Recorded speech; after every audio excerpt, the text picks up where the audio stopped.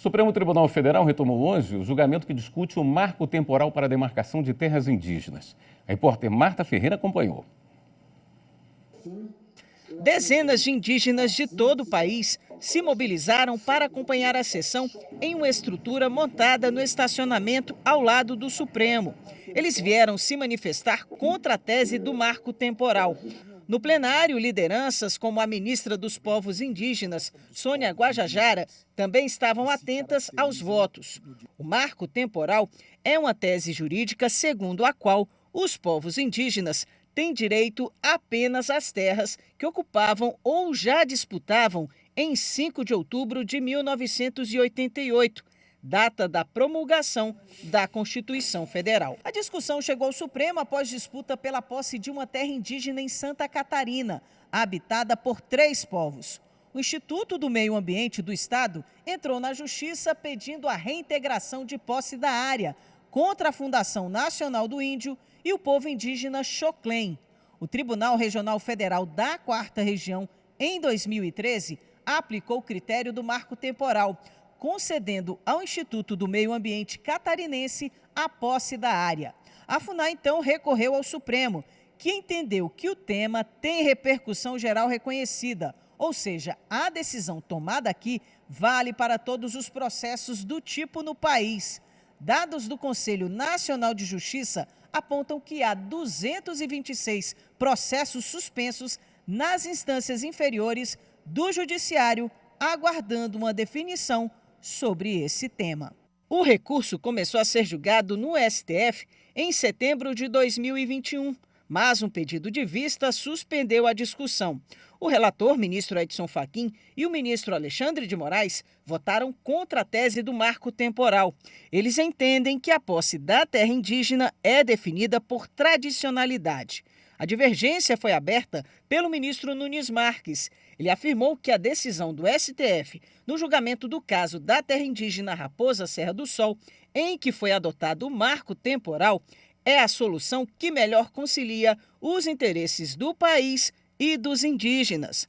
Na retomada do julgamento, o ministro André Mendonça concluiu o voto se manifestando a favor do marco temporal, por entender que é necessário haver um marco objetivo que possa garantir segurança jurídica a essa questão.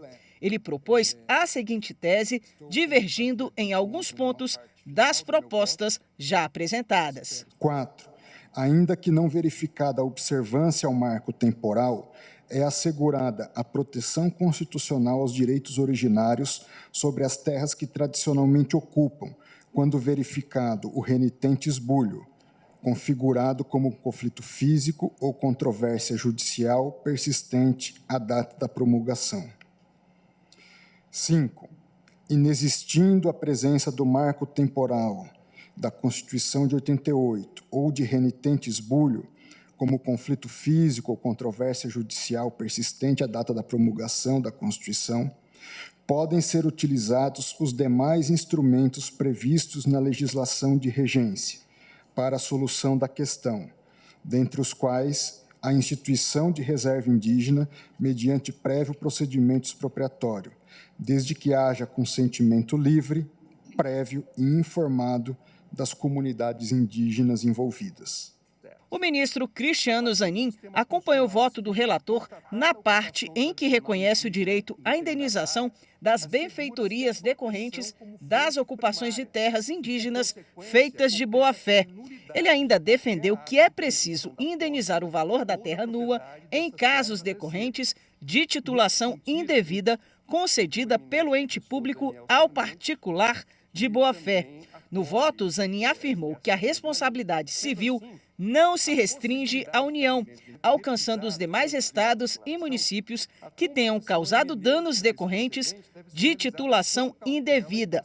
Assim, votou contra o marco temporal. Acompanho nesse ponto o eminente relator, ministro Edson Fachin, quanto à racionalidade do cerne do seu voto, reafirmando que a escolha do constituinte originário foi no sentido de que a proteção constitucional dos direitos originários sobre as terras tradicionalmente ocupadas pelas comunidades indígenas independe da existência de marco temporal em 5 de outubro de 1988.